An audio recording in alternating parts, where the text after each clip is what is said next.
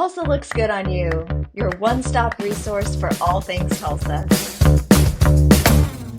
Well, Tulsa looks good on you. Tulsa looks so great on the Tulsa SPCA. I am Jennie Wolek here, and I am so excited to chat with Kyle today. Kyle, you get to work in a really important place, and I'd love for you to share with everyone who you are and what you guys do over there. Yeah. Hi, Jenny. Thank you so much for having us. Like you said, my name is Kyle Paddock. I'm the Director of Marketing and Communications here at Tulsa SPCA. And you're right, it's a fantastic organization. So, really, what we do, we are obviously the Society for the Prevention of Cruelty to Animals, not to be confused with ASPCA, with the commercials we will see on TV a lot. While they do great work, they are a national organization. We are local. So just prefacing that. So a lot of folks know us for our adoptions, right? We help intake dogs and cats, and of course we do adoptions almost every day of the week, which is a big part of what we do. But a lot of people don't know that we have a low-cost clinic, which is available to the public. And you don't have to be low income to use our services. Anybody can come, and it's the same quality that you'd get anywhere. And so we offer spay neuters, we offer vaccines, preventative care appointments, some surgeries depending on the need. We're not an emergency clinic, but we are very close to being full service in that way. So that's one of our kind of very cool things. Another thing that we do is community partnerships and outreach. So like our mobile adoption center or our MAC will go out into the public and almost every weekend to do essentially mobile adoptions at specific organizations. And sometimes our mobile medical unit or MU will go out to communities and essentially offer free vaccines, free consultations, that sort of thing. I shouldn't say always free, but very low cost typically. And lastly, we have a cruelty investigator for our cruelty and diversion department. And while we're not law enforcement, we can't, prosecute necessarily. What we can do is offer that relationship and help dogs and cats stay in homes, whether that's providing food for folks who need some assistance or really just some, help and education for what they can do to best care for their pets. And so, yeah, that's a really big elevator speech of some of the things that we do here. It's so great and it's so informative because you just shared so many things I had no idea about. And what a great value you're adding to our neighbors that may need a little help. But gosh, pets are expensive. We Yes. we love our furry friends, and all of the cost to take care of them and love them can be quite expensive. So I love that you have so many options. So I would think that, working at such a lovely place, you probably see some exciting things and maybe some not so happy things that happen. So what are some of the stats and numbers we need to know so that we get really motivated to want to give you money and support so that you can help more friends?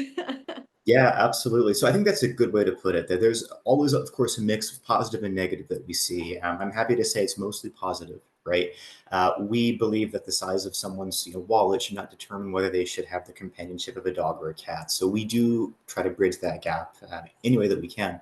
So I guess an example of a positive thing we'll see is people coming in essentially just to use our services, to realizing the importance of spay neuter, of microchipping, vaccines, and some sad things that we might see are if a dog or cat is left near our campus and sort of abandoned, that can really be disheartening. Or some hoarding cases that we'll see every now and then of large scale dogs and cats not being taken care of in the best way. But we try our best, and we really do not want to pass judgment on folks, because there's a million reasons why neglect can happen, and very rarely is it true maliciousness. It could be anything from a life change, having money and then not having money, or mental health, or anything in between. So some brief numbers. I will pull them up here actually, so I have them for a better reference. But I can tell you, last year in 2023, we placed, in other words, animals who were in our shelter and left, 1,406 dogs and cats. 23,423 vaccinations, distributed just shy of 30,000 pounds of dog food.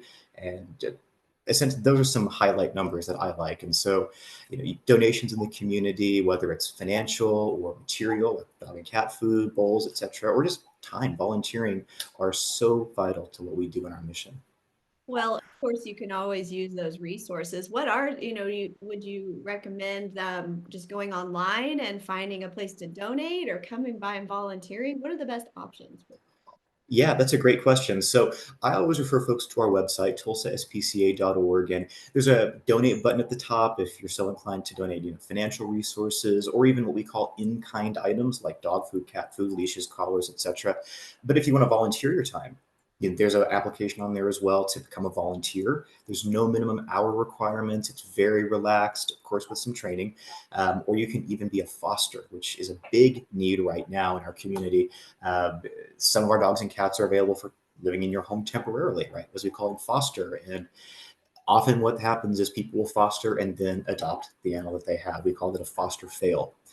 So that's something. But you can also, folks can bring stuff by our physical campus at 2910 Mohawk Boulevard. We always will accept physical hand delivered donations as well. Oh, that's so great. And I know that it's your goal to have happy dogs and cats and all of our pets and home and owners as well. So, any final words and encouragement for those who maybe are thinking about now's the time to get a new pet? Are you full? You have plenty? Do you have plenty to share? Actually, I'm glad for this question in particular, as we all know of the recent devastating storms that have happened in northern Oklahoma, Barnstable, Bartlesville area. We're partnering with the Washington County SPCA right now. Essentially, we're just asking folks to adopt and foster from us so that we can have the capacity to take some dogs and cats from their shelter so they can then take some displaced animals in their communities. So we're full, certainly, but we want to be less full, of course, and that's the case all the time. So yeah, I would say that. And just finally, we wouldn't be who we are as an organization without the community, without your donations. And so we're so grateful for that. And our mission is to improve the lives of dogs and cats and their human companions. And we can't do that without you. I love it and love it. Well, we love giving back to our community as well. And so we are always honored. Thanks for doing awesome things at the Tulsa SPCA. Oh, it's my pleasure, Jenny. Thank you for having us on and for considering us for this interview. You are so awesome. We'll talk to you real soon. All right, thanks. Have a good day.